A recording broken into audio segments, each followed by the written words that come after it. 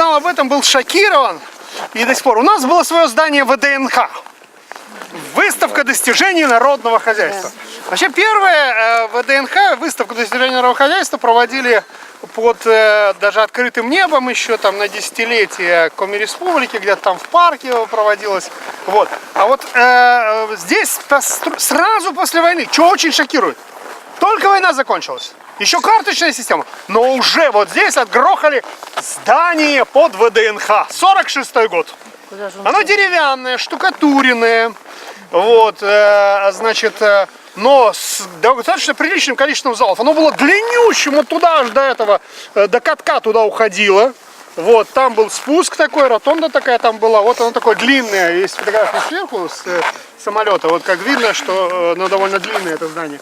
Вот, это здание ВДНХ в 46-м году построили. И оно 20 лет отработало. Помните, у нас есть в музее трактор вот этот железный, да? Вот оно здесь стояло, в этом здании. Вот, там очень много макетов, которые сейчас там в Национальном музее, они находились здесь. То есть здесь очень много было рассказывающего о народном хозяйстве. Вот, и, значит, он 20 лет простоял, то есть где-то уже в начале 70-х годов его разобрали. Вот, он не сгорел, как и кинотеатр этот, а был просто разобран. Но чем было интересно? Помните, я опять же обращаюсь к тем, кто в возрасте, знаете, потому что я здесь помню. Здесь находился у нас Национальный музей, если вы помните, да?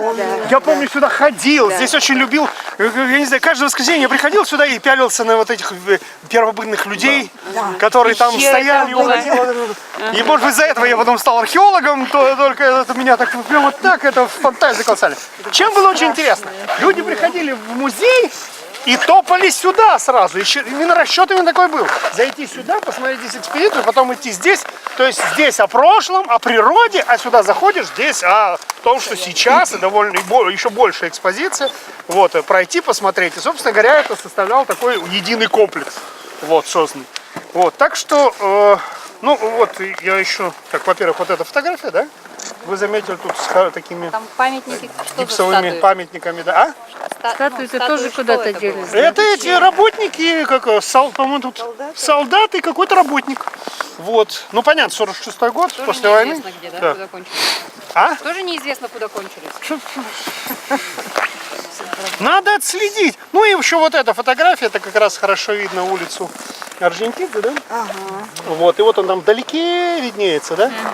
Вот, а вот с этой стороны виден дом специалистов. Мы сейчас к нему подойдем. Это сфотографировано, кстати, от Каланчи, от пожарной. Она там стоит прямо, это перекресток улицы Советской и улицы, вот с перекрестка сфотографировано.